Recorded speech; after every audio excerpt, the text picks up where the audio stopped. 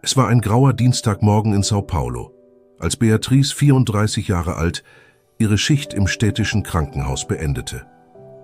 Als Notfallkrankenschwester hatte sie schon alles gesehen. Doch nichts hätte sie auf das vorbereiten können, was an diesem Tag geschehen sollte. An der Ecke der Avenida Rebouças bemerkte sie einen Mann, der am Geländer der Fußgängerbrücke stand. Menschen hasteten vorbei, manche zückten ihre Handys, andere blickten gleichgültig weg. Nur sie nicht. Ohne nachzudenken rannte sie los. Sie rief, stieg die Treppen mit rasendem Herzen empor und flehte ihn an, nicht zu springen. »Bitte, tun Sie das nicht. Ich bin Krankenschwester. Lassen Sie mich Ihnen helfen.« Er weinte, aber sein Blick war leer. »Du verstehst nicht. Ich bin ein Fehler. Alles, was die Leute in mir sehen, ist eine Lüge.« Beatrice wusste nicht, wer er war, aber sie erkannte einen stummen Hilfeschrei, wenn sie ihn sah. Wenige Minuten später trafen die Rettungskräfte ein. Der Mann wurde gesichert, abtransportiert und Beatrice, erschöpft und verspätet, setzte ihren Weg fort. Erst zu Hause, als sie den Fernseher einschaltete, erfuhr sie die Wahrheit.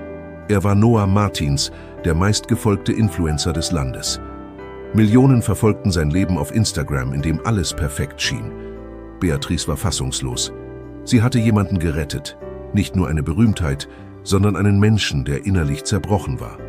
Noah verschwand in den folgenden Tagen aus den sozialen Medien, doch was Beatrice nicht erwartete, war das, was noch kommen sollte. 4 Tage später fand Beatrice einen Umschlag in ihrer Wohnhauslobby, kein Absender. Innen ein handgeschriebener Zettel. »Du hast mir das Leben gerettet. Lass mich versuchen, es dir zurückzugeben. Noah.« Beigefügt war eine Einladung, eine Adresse, ein Tag, eine Uhrzeit. Beatrice zögerte. Es klang wie aus einem Film, aber etwas in ihrem Inneren sagte ihr, dass sie gehen musste. Was sie in der luxuriösen Wohnung vorfand, war kein Star. Es war ein gebrochener Mann, der versuchte, sich selbst wiederzufinden. Noah erzählte ihr von Druck, Verträgen, vertuschten Skandalen, davon, wie es war, Millionen Follower zu haben und sich doch jede Nacht alleine zu fühlen. Und dann, inmitten der Tränen, offenbarte er ihr etwas, das niemand wusste. Sein Name war nicht Noah. Sein wahrer Name war Davi. Und seine Geschichte war noch viel tiefgründiger, als Beatrice sich je hätte vorstellen können. Davi saß auf dem Boden des Wohnzimmers, an die weiße Wand gelehnt, die Augen leer. »Mein echter Name ist Davi. Noah war eine Erfindung einer Agentur, als ich 17 war.« Beatrice schwieg. Davi schlug ein altes Notizbuch auf. Darin Kritzeleien, Gedichte, Kindheitszeichnungen. »Ich bin in einem Waisenhaus in Campinas aufgewachsen. Meine Mutter ließ mich dort, als ich 3 war. Ich weiß bis heute nicht warum.« Er erzählte, wie er anfing, Videos zu machen, mit einem gespendeten Handy. Eines davon ging viral. Er tanzte darin mit einem anderen Jungen aus dem Heim. Die Welt sah Licht, doch dahinter verbarg sich ein dunkles Zimmer. Der Ruhm kam schnell, aber er nahm mir alles. Am nächsten Tag schickte Davi ihr eine Sprachnachricht. »Ich will dir etwas zeigen, aber es ist schwer.« Sie trafen sich in einem alten, verlassenen Häuschen. Er schloss ein rostiges Vorhängeschloss auf und führte sie in den Keller. An den Wänden hunderte Briefe, alte Fotos, Namen. Das war das Waisenhaus. Bevor es geschlossen wurde, konnte ich einige Akten retten und ich glaube, ich habe etwas über meine Mutter gefunden. Er reichte ihr ein Foto. Eine Frau mit dunklem Dutt im weißen Kittel. Beatrice' Herz stockte. »Das ist meine Tante.« Beatrice' Tante Mariana war vor Jahren nach einem Familienstreit verschwunden.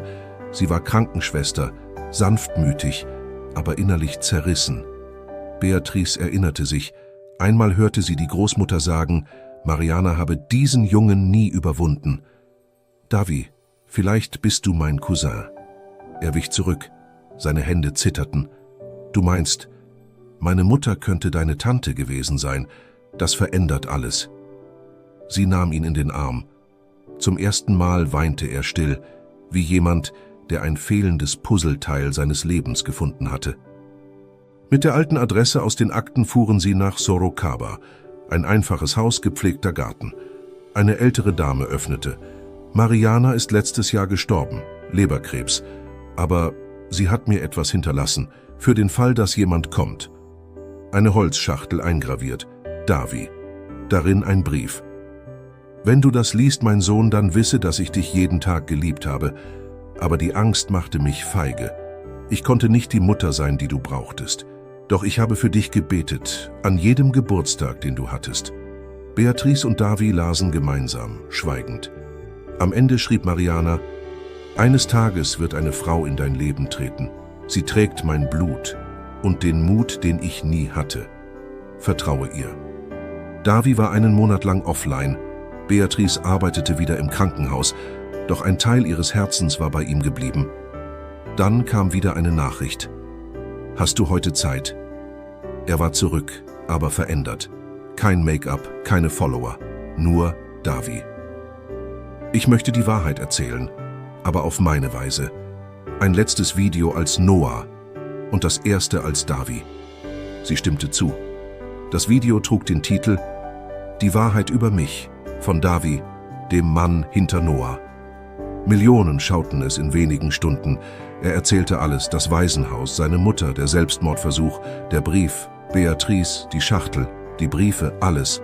Am Ende sah er direkt in die Kamera und sagte: Ich bin kein Held, nur jemand, der nicht mehr innerlich sterben will. Und wenn du da draußen bist und das Gefühl hast, dass dich niemand sieht, bitte bleib.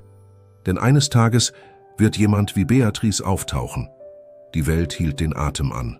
Und dann kam die Welle. Davi wurde nicht gecancelt. Im Gegenteil. Die Menschen feierten seine Ehrlichkeit.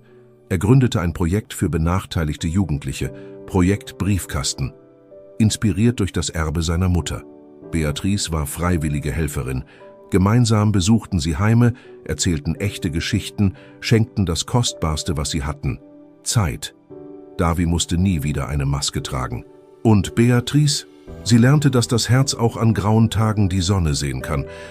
Bei einem Spaziergang in der Dämmerung fragte Davi: Was glaubst du, wäre passiert, wenn du mich damals nicht aufgehalten hättest? Beatrice mit feuchten Augen: Vielleicht hätte die Welt eine Lüge verloren, aber auch eine der schönsten Wahrheiten, die ich je kennengelernt habe. Er nahm ihre Hand, und zum ersten Mal musste er nicht mehr weglaufen. Davi schrieb ein Buch: Briefe an den Jungen, der ich war. In der Widmung stand: Für meine Mutter, die mich aus der Ferne liebte. Für Beatrice, die mir zeigte, wie man lebt. Und für alle, die je ans Aufgeben gedacht haben: Manchmal ist unser Schmerz der Weg zur Heilung eines anderen. Gib nicht auf, jemand wartet auf dich. Und du? Hat dich jemand mit einem Blick, einem Wort oder einer Geste schon einmal vom Aufgeben abgehalten? Erzähl es uns in den Kommentaren. Wir lesen jede Geschichte. Schreib auch, aus welcher Stadt du zuschaust. Lass uns diese Kette der Hoffnung weitertragen. Vielen Dank fürs Zuschauen.